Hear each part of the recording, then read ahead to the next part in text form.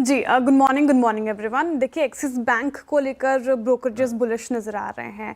Jefferies की call आई है, by की कॉल दे दी है उन्होंने, और साथ ही टारगेट प्राइस की बात करें तो 1450 रुपये प्रति शेयर का टारगेट प्राइस, यानी कि 20% का रिटर्न एक्सपेक्ट कर रहे हैं ये 12 महीने में एक्सिस बैंक से जेफरीज। एक्सिस बैंक देखिए कॉम्पिटिटर्स के मुकाबले थोड़ा कम चला है, तो यहाँ पे एक चलने की संभावना ज़्यादा नज़र आ रही है जेफरीज को। उनका मानना है, जो कि यतिन ने भी मेंशन किया, Q4 में आप देखें प्रॉफिट जो है वो 7100 करोड़ के आसपास रहा है, फ्लैट रहा है साल दर साल।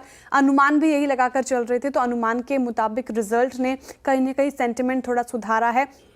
कम क्रेडिट कॉस्ट से मुनाफे में हमें बूस्ट देखने को मिला है। हालांकि कंपनी की ट्रेजरी इनकम जो है वो थोड़ी लो रही है।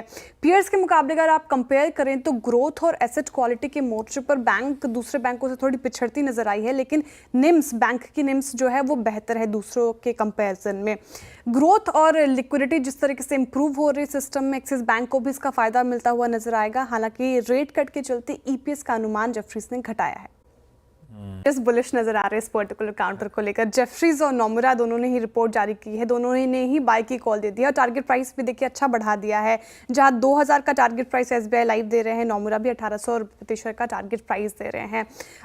जेफरीज को Q4 नतीजे ठीक लगे हैं, जिस तरीके से value to new business growth VNB growth में 10% का इजाफा देखने को मिला है साल दर साल, वो अच्छा लगा है। कारण रहा इसका बेटर प्रोडक्ट मिक्स और टर्म इंश्योरेंस अटैचमेंट।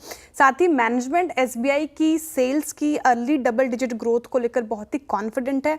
ये कहीं ना कहीं ब्रोकरेजेस को अच्छी लगी ये बात, जो कि इन्वेस्टर्स के कंसर्न्स को भी और ग्रोथ प्रॉफिटेबिलिटी को लेकर भी जो कंसर्न्स इन्वेस्टर्स के मन में उसको थोड़ी धूमिल करती है, वो मिट जाएगा। इसलिए एस्टिमेशन जो है वीएनबी का उसको भी बढ़ा दिया है जेफरीज ने 7% के करीब, और उनको आगे भी कुछ पॉजिटिव ट्रिगर्स दिखते हैं।